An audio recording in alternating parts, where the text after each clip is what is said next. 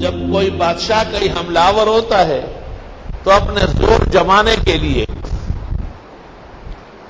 وہ وہاں کے مال مویشیاں پکڑتے ہیں. ان الملوک اذا دخلوا قرية افسدوها وجعلوا اعزة اهلها اذلة وكذلك يفعلون.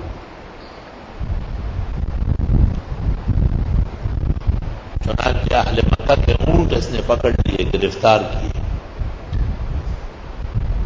عبد المطلب پیغمبر اسلام کے دادا سفارش کرنے آئے کہ ہمارے اونٹ چھوڑو. اس نے تعجب کیا کہ میں تو کعبہ لینے آیا ہوں.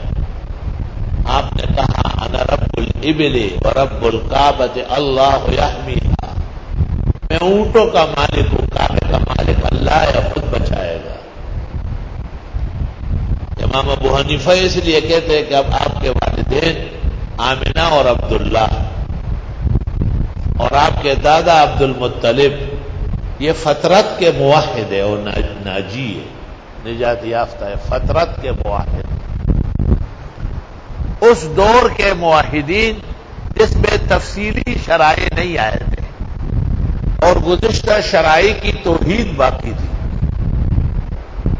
تو بیٹے کا نام جو عبداللہ رکھا تو عبد المطلب نے رکھا ہے نا.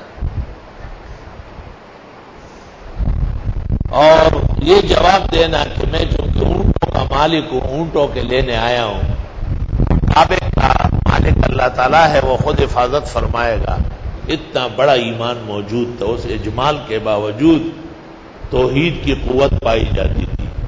امام اعظم سے منقول ہے کہ یہ لوگ موحدین فطرت ہے، وینجون انشاءاللہ تعالی، نجات یافتہ ہے.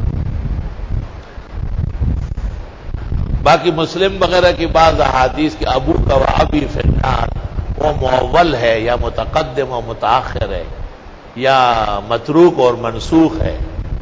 صحیح مسلم کے شارحین نے وہاں پر حساب پورے